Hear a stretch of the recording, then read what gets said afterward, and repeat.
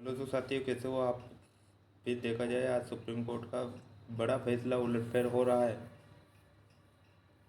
EPF constitution पर supreme court का बड़ा आदेश, 6 करोड़ से ज़्यादा लोगों पर पड़ेगा असर।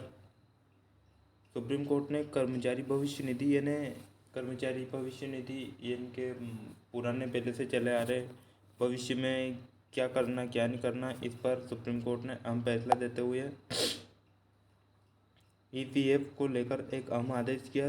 कोर्ट ने कहा है कि ईपीएफ कंट्रीब्यूशन में देरी के लिए होने वाले नुकसान, यानी सरकार इसमें भरपाई करने में असमर्थ रह रही है और नाकामी की ओर रास्ता भटका रही है, क्योंकि कर्मचारी को जल्द से उनका कंट्रीब्यूशन दिया जाए, अन्यथा इसके आगे सुप्रीम कोर्ट आगे का सख्त अपनाएगी। उन्हें जवाब भी मांगा सरकार से।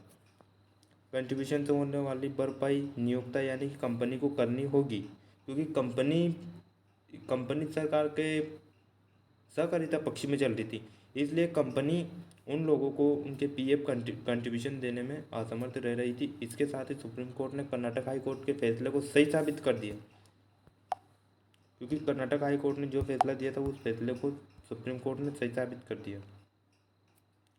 इस फैसले का असर ईपीओ के 6 करोड़ से ज़्यादा सब्सक्राइब्स पर पड़ने वाला है। इस दायरे में आने वाले लोग अब क्षतिपूर्ति के लिए क्लेम कर सकेंगे। यह है भविष्य निधि कर्मचारी, यानी ये खटखटाया है सुप्रीम कोर्ट का दरवाज़ा। कर्मचारी भविष्य निधि संगठन, employ provident fund and organisation, मुख्य कार्यालय हेड ऑफिस। सुप्रीम कोर्ट ने आगे कहा कि न्यूज एजेंसी पीटीटी की खबर के मुताबिक न्यायमूर्ति अजय रस्तोगी, क्योंकि 2 जज की बेंच ने फैसला सुनाया, अजय रस्तोगी और न्यायमूर्ति अभय एस ओका की पीठ ने आगे कहा कि भविष्य कर्मचारी निधि विधि प्रावधान अधिनियम किसी भी ऐसे प्रतिष्ठान में काम करने वाले कर्मचारी को सामाजिक सुरक्षा प्रदान करता है और यहाँ 20 अधिक लोग काम करते हैं, क्योंकि इन दोनों जज की बेंच ने स्पष्ट रूप से कह दिया है कि जो इन कंपनी में काम करते हैं उनकी भरपाई कंपनी करेगी और उनकी भविष्य निधि यानी कंट्रीब्यूटर इन कंपनी को भरना होगा, क्योंकि 20 से अधिक लोग, जितने भी अधिक ज़्यादा लोग काम कर रहे हैं उनको कंट्रीब्यूशन यानी उनका पीएफ देने का काम ये कंपनी का है। कोर्ट ने आगे कहा, पीठ ने कानून के तहत नियोक्ता की जिम्मेदारी है कि वह अनिवार्य रूप से भविष्य निधि पीएफ की कटौती करे और पीएफ कार्यालय के कर्मचारी के खाते में जमा करे। कटौती करे, मानते हैं कि तुम कटौती कर रहे हो, पर इन कटौती को वापस जब आपने यहाँ से कटौती करके आपके पक्ष में रख लिए, फिर इन कटौती को उनको भविष्य निधि के लिए इनके खातों में तो जमा करो आप।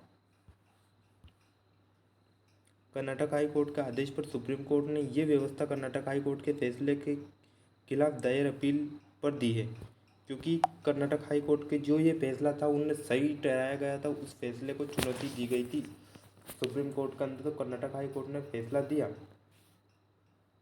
यदि नियोक्ता ईपीओ के अंशदान में देरी करता है तो क्षतिपूर्ति की जिम्मेदारी उसी की होगी। अंशदान जमा करने के लिए नियोक्ता को कानून की धारा 14 के तहत क्षतिपूर्ति करनी होगी,